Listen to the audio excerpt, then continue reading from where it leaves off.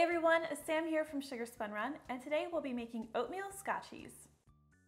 Hey Sugar² bakers, Sam here, and today I'm going to be showing you how to make these butterscotch oatmeal cookies. You've probably heard of oatmeal scotchies before. They are butterscotch infused cookies, really simple to make, no mixer required. Now the reason we don't need a mixer is because we're starting with melted butter. Butterscotch is a flavor that's made by combining melted butter and brown sugar, so it's not going to be a surprise to you that that's exactly how we're going to be making these cookies. You're going to need 1 cup of unsalted butter. You're going to want that to be melted, and then let it cool for about 5 to 10 minutes or until it's no longer warm or hot to the touch before proceeding.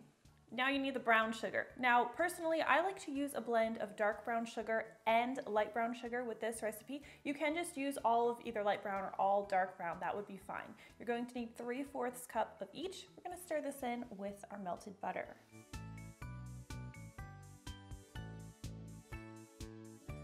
You just wanna stir these together until the sugar and butter are completely combined. This is giving us a really nice butterscotch flavored base for our cookies. Next, you'll need 2 large eggs. Now, ideally, these should be room temperature. Since we're working with a slightly warm melted butter, if you use cold eggs, it's going to kind of shock the ingredients and keep them from combining as nicely as we want them to. I'm also going to add 1½ teaspoons of pure vanilla extract, and we'll stir everything together. Now set your butter mixture aside, and now you're going to need a medium-sized bowl for your dry ingredients. We're going to start with 1 3/4 cup plus 2 tablespoons of all-purpose flour. I know that sounds pretty precise, but I use very precise measurements to make sure the cookies come out exactly as they are supposed to. Not too soft, not too dry. Now, along with the flour, we're going to add a tablespoon of cornstarch. This helps keep our cookies nice and soft and chewy, helps keep them from spreading too much. I really love using cornstarch in with my cookies. We'll also add a teaspoon of baking soda, 3/4 teaspoon of salt, and I also like to add just 1/4 teaspoon of ground cinnamon. This is optional, but I really like the flavor it adds to our cookies. We'll just whisk these ingredients together until they're completely combined. Now you just want to stir your dry ingredients into your wet ingredients until they're completely combined. I like to do this in about 2 or 3 parts. It just makes it easier to combine everything.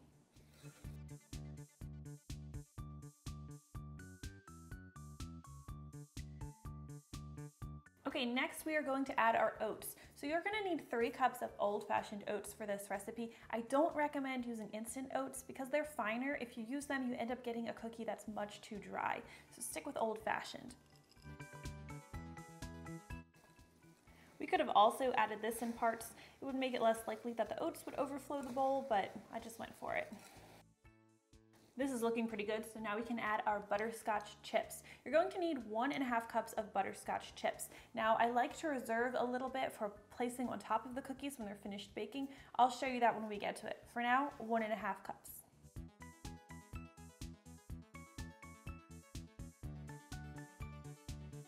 Now, it is important that we chill this dough in the fridge before we try to bake it. It's a pretty soft dough because we have that melted butter base, so it's going to need at least an hour in the fridge to firm up a bit.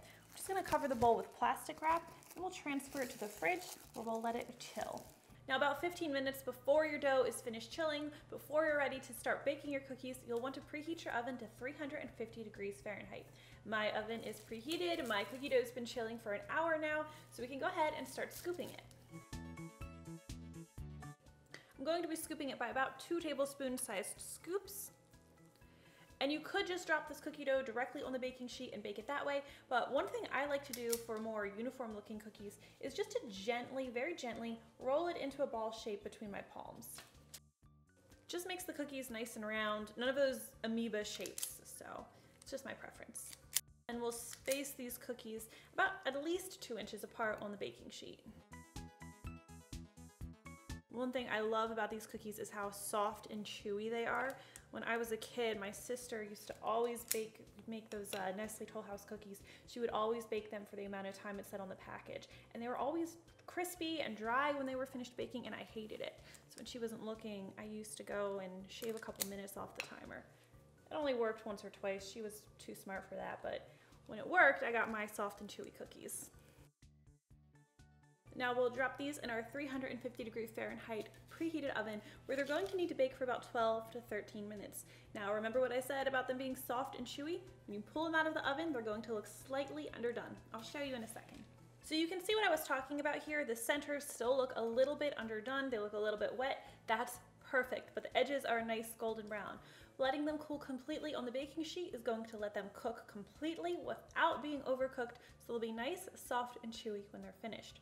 Now, if you remember earlier, I talked about reserving a little bit of butterscotch chips to put on top. We're going to add these now.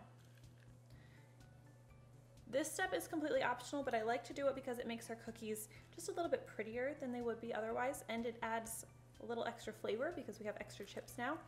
If you want to skip this, that's totally fine, but if you are adding chips on top, you want to do it within 1 to 2 minutes of the cookies coming out of the oven while they're still soft and receptive to the chips. Now we'll just let these cool completely on the baking sheet before we dig in. And that is how simple it is to make soft, chewy oatmeal scotchies. I really hope you guys enjoyed today's recipe. If you try it out, please let me know what you think. I always love hearing from you. Thank you so much for watching, and I'll see you next time.